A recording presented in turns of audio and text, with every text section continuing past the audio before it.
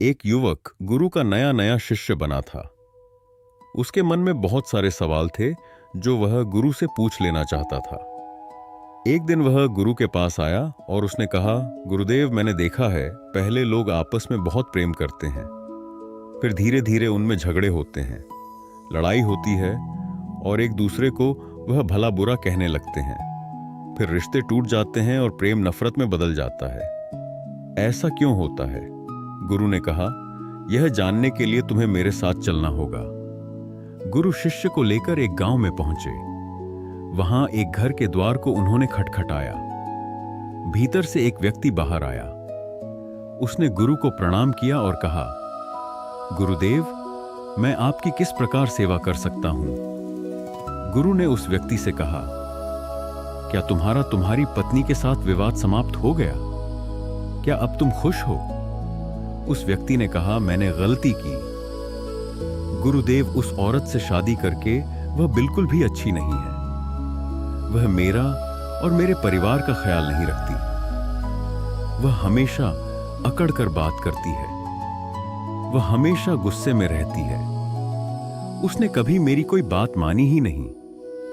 वह बिल्कुल भी अच्छी नहीं है। ईश्वर ने मेरे भाग्य में इतनी बुरी पत्नी लिख दी। अब वह मुझे छोड़कर घर चली गई है और अब मैं चाहता हूं कि वह वहीं रहे और कभी मेरे जीवन में ना आए। गुरु ने अपने शिष्य से कहा, देखा तुमने, यही मनुष्य का स्वभाव है। हर मनुष्य के अंदर अच्छाई और बुराई दोनों होती है, परंतु मनुष्य केवल बुराई को ही याद रखता है, अच्छाई को नहीं। और जब वह किसी की बुराई करने पर आता है तो वह शुरू से लेकर आखिर तक सब कुछ बुरा ही देखता है और बोलता है। और जब वह अपने मन में सब कुछ बुरा ही बैठा लेता है, तब वह यह आशा करता है कि इसके जीवन में सब अच्छा हो। बुराई से जीवन में अच्छाई कैसे पनप सकती है? अच्छाई लाने के लिए, जीवन में सुख और शांति लाने के लिए हमें अच्छाई को तो देखना ही होगा। पर यह काम कोई नहीं करता, क्योंकि ऐसा करने से मनुष्य के अहंकार को चोट पहुंचती है और वह अपने अहंकार से गिरना नहीं चाहता। उस व्यक्ति ने कहा, गुरुदेव, आप यह क्या कह रहे हैं? अगर कोई बुरा है तो उसमें बुराई तो दिखाई देगी ही। मेरी पत्नी बुरी है तो मैं उसमें बुराई ही देखूंगा। उसने आज तक ऐसा कोई काम नहीं किया जिससे मैं खुश हो सकूं। गुरु ने कहा, क्या तुमने कोई ऐसा कार्य किया जिससे तुम्हारी पत्नी खुश हो सके? उस व्यक्ति ने कहा, उसने कभी मुझे ऐसा कोई मौका नहीं दिया गुरुदेव कि मैं उसके लिए कुछ कर सकूं। गुरु ने कहा, चलो तुम यह सारी बुराइयां छोड़ दो, भूल जाओ। अपनी पत्नी की कोई एक अच्छाई याद करो और मुझे बताओ। उस व्यक्ति ने कहा, एक बार मेरी माँ बहुत बीमार हुई थी, तब उसने उनकी बहुत सेवा की थी। उस समय उसने दिन रात का भी ध्यान नहीं रखा था। गुरु ने कहा, क्या इसके अलावा तुम्हें कोई और अच्छाई याद आ रही है? उस व्यक्ति ने कहा, हाँ, वह हमेशा समय पर उठती थी और वह मेरे माता पिता और मेरे खाने का बहुत ख्याल रखती थी। एक बार जब मैं बहुत बीमार हो गया था, तब वह रात भर जाग जाग कर मुझे दवाई दिया करती थी। वह बहुत मेहनती थी और उसे कोई तकलीफ भी होती थी तो वह मुझे बताती नहीं थी। वह हमेशा इसी प्रयास में लगी रहती थी कि मैं खुश रह सकूं। यह कहते कहते उस व्यक्ति के आंखों से आंसू आ गए और उसने कहा, गुरुदेव, मुझे यह क्या हो गया? मेरी पत्नी में कमियां हैं पर वह बुरी नहीं है। मैं उसकी अच्छाइयों को देख नहीं पाया। गुरु ने कहा, जब हम किसी की बुराई देखते हैं तो बुराई बुराई को खींचती है और वह सब कुछ बुरा दिखाती है और देखती है। आपके जीवन में सब कुछ बुरा होने लगता है। पर जब आप किसी की अच्छाई देखते हैं तब अच्छाई अच्छाई को खींचती है और आपके साथ सब कुछ अच्छा होने लगता है। वह व्यक्ति गुरु को प्रणाम करके अपनी पत्नी को लेने के लिए वहां से चला गया। गुरु ने शिष्य से कहा, क्या तुम समझे कि रिश्ते क्यों टूट जाते हैं? प्रेम नफरत में क्यों बदल जाता है? जब मन में नफरत हो तो उसमें प्रेम नहीं रह सकता और जहां प्रेम हो वहां नफरत नहीं रह सकती। हम अपने मन में क्या रखना चाहते हैं, यह हम पर ही निर्भर करता है। शिष्य ने गुरु से कहा, गुरुदेव, मैं आपकी बात बहुत अच्छी तरह से समझ गया हूं। मेरा एक और प्रश्न है, क्या आप मुझे इसका उत्तर देंगे? गुरु ने कहा, अवश्य तुम पूछ सकते हो। शिष्य ने कहा, गुरुदेव, इस दुनिया में सबसे मुश्किल कार्य क्या है? गुरु ने कहा, इस दुनिया का सबसे मुश्किल कार्य एकांतवास में रहना है। शिष्य ने कहा, इसमें मुश्किल क्या है? एकांत में तो कोई भी रह सकता है। गुरु मुस्कुराए और कहा, अगर यह बहुत आसान कार्य है तो क्या तुम 30 दिन के लिए एकांतवास में रह सकते हो? तुम्हें 30 दिन के लिए कहीं नहीं जाना, एक गुफा में रहना है। तुम बाहर किसी भी व्यक्ति से संपर्क नहीं करोगे, ना ही गुफा के भीतर किसी तरह के कार्य में व्यस्त रहोगे, सिर्फ शांत और एकांत रहोगे। क्या तुम कर सकोगे? शिष्य ने कहा, लेकिन गुरुदेव, यह करके क्या होगा? इससे क्या मिलेगा? गुरु ने कहा, जो मिलेगा वह तो तुम्हें पता चल ही जाएगा। बात यह है कि क्या तुम इतना आसान कार्य कर सकोगे? शिष्य तैयार हो गया।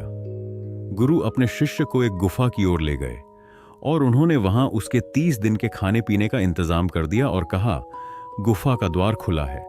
जब तुम्हें लगे कि तुमसे यह नहीं हो रहा तो तुम बाहर आ सकते हो। शिष्य गुफा के अंदर चला गया। पहले दिन उसने बहुत आराम से अपना समय काट लिया। दूसरे दिन उसे अजीब सा महसूस होने लगा। उसका मन बार बार बाहर की ओर भाग रहा था। उसे बेचैनी हो रही थी। वह इधर उधर टहलने लगा, घबराने लगा। जैसे तैसे करके उसने दूसरा दिन भी निकाल लिया। तीसरे दिन वह बहुत बेचैन हो गया। उसने सोचा कि वह यह क्या बेकार का काम कर रहा है। बाहर पता नहीं क्या क्या हो रहा होगा और वह यहां गुफा में बैठा है। वह तीसरे दिन ही गुफा से बाहर आ गया और गुरु के पास पहुंचा। शिष्य को देखते ही गुरु ने कहा, मैं तुम्हारा ही इंतजार कर रहा था। 30 दिन एकांत में रहने की बात हुई थी, तुम तो 3 दिन में ही बाहर आ गए। शिष्य ने कहा, पता नहीं गुरुदेव, पर मैं भीतर से बहुत बेचैन हो रहा था। बार बार बस बाहर जाने का मन कर रहा था। इन 3 दिनों में मैं एकांत भी नहीं साध पाया। मन में बहुत सारे विचार, भावनाओं और बहुत कुछ चल रहा था। कोई मुझे जबरदस्ती बाहर की ओर खींच रहा था। गुरु ने कहा, वह कोई और नहीं, तुम्हारा मन था। मन को एकांत पसंद है ही नहीं। वह हमेशा किसी दूसरे को ढूंढता रहता है। जब उसे कोई दूसरा दिखाई नहीं देता, उसे कोई दूसरा नहीं मिलता तो वह भी बेचैन हो जाता है, क्योंकि उसका वजूद दूसरों से ही है। अगर दूसरे नहीं होंगे तो मन की शक्ति खो जाएगी और वह तुम पर से अपना नियंत्रण खोने लगेगा। इसीलिए वह जल्द से जल्द तुम्हें बाहर की ओर ले जाना चाहता था और तुम बाहर आ गए। शिष्य ने कहा, गुरुदेव, आप सत्य कहते हैं। एकांतवास करना दुनिया का बहुत ही मुश्किल कार्य है। गुरु ने कहा, तुमने यह नहीं पूछा कि इस दुनिया का सबसे आसान कार्य क्या है? शिष्य ने कहा, गुरुदेव, मेरे मन में यह सवाल भी था पर मैं पूछ नहीं पाया। गुरु ने कहा, इस दुनिया का सबसे मुश्किल कार्य एकांतवास है, तो इस दुनिया का सबसे आसान कार्य भी एकांतवास ही है। शिष्य ने कहा, आप ये क्या कह रहे हैं गुरुदेव? मैं कुछ समझ नहीं पा रहा। गुरु ने कहा, एकांतवास हमारा स्वभाव है। हम अपने स्वभाव से दूर हो गए हैं। मन के बनाए जाल में हम हमेशा किसी दूसरे को ही ढूंढते रहते हैं और अपने एकांत को खो बैठते हैं। एकांत को साधना नहीं पड़ता, बल्कि वही हमारा स्वभाव है। शिष्य ने कहा, अगर एकांत हमारा स्वभाव है और यह बहुत आसान है तो मैं क्यों 3 दिन में ही उस गुफा से बाहर आ गया? क्यों मुझे वहां रहना इतना मुश्किल लगा? क्यों मैं वहां भी बेचैन हो गया? गुरु ने कहा, जब तक एकांत तुम्हारे भीतर से उत्पन्न नहीं होगा, तब तक चाहे तुम किसी गुफा में बंद करके ही क्यों ना रखे जाओ, तुम एकांत में नहीं रहोगे। वहां भी तुम अपने आसपास भीड़ इकट्ठी कर लोगे और वह भीड़ तुम्हारे मन के भीतर होगी। गुरु शिष्य को अपने साथ एक नदी के पास ले गए और कहा, इस नदी पर बांध ना हो तो तुम्हें कितना समय लगेगा? क्या तुम उसे आज के आज बांध सकते हो? शिष्य ने कहा, नहीं गुरुदेव, 1 दिन में यह कैसे होगा?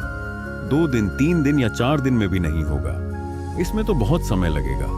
धीरे धीरे बांध की तैयारी होगी, उसकी हर समस्या को देखा जाएगा और उससे निपटा जाएगा और धीरे धीरे समय के साथ बांध तैयार होगा। गुरु ने कहा, ठीक कहा तुमने। ठीक इसी प्रकार मन की नदी पर धीरे धीरे बांध बांधा जाता है। 1, 2 या 3 या 4 दिन में नहीं, धीरे धीरे समय लगाकर यह किया जाता है। शिष्य ने कहा, गुरुदेव, मैं आपकी बात समझ गया हूं। मैं भी धीरे धीरे अपने मन पर बांध बांधने की तैयारी करूंगा। शिष्य ने अपनी साधना पर ध्यान दिया। वह धीरे धीरे मन के विरुद्ध खड़ा होने लगा। उसने छोटे छोटे संकल्प लेने शुरू किए। उसने बहुत सारे संकल्पों को पूरा किया और बहुत सारे संकल्प उसके अधूरे रह गए जो टूट गए थे। पर हर बार वह और अधिक मजबूत होता चला गया। उसका अपने ऊपर नियंत्रण पहले से मजबूत होता जा रहा था। धीरे धीरे उसके छोटे छोटे संकल्प बड़े संकल्पों के रूप में उभरने लगे। फिर एक दिन उसने संकल्प लिया और वह उस गुफा के भीतर चला गया। 30 दिन वह उस गुफा से बाहर नहीं आया। जब 30 दिन गुजर गए तो गुरु को अपने शिष्य की चिंता हुई और वह गुफा के भीतर चले गए। उन्होंने देखा कि उनका शिष्य बिल्कुल शांत होकर एक स्थान पर ध्यान में बैठा हुआ है। गुरु को देखते ही शिष्य खड़ा हो गया और उन्हें प्रणाम कर कहा, गुरुदेव, आप सत्य कहते थे। एकांतवास करना बहुत ही आसान कार्य है। एकांत ही हमारा स्वभाव है और यही हमारी प्रकृति है। इसके लिए कुछ भी करना नहीं होता। यह है, बस हमें दिखाई नहीं देता। शिष्य गुरु के साथ उस गुफा से बाहर आ गए। अब आप सोच रहे होंगे कि इस एकांतवास की कहानी का मतलब क्या है। वास्तव में एकांत वह चीज है जो आपको सत्य दिखाता है, जो आपको शांति दिखाता है।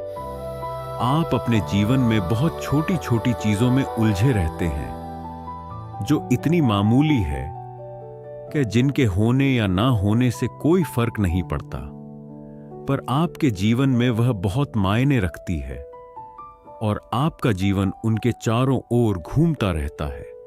आप वहीं के वहीं भटकते रहते हैं। इस दुनिया में कोई नहीं बचा, चाहे कोई कितना भी बढ़ाओ व्यक्ति क्यों ना हो, कितनी भी अकड़ के साथ क्यों ना खड़ा हो, सब मिट्टी में मिल गए हैं।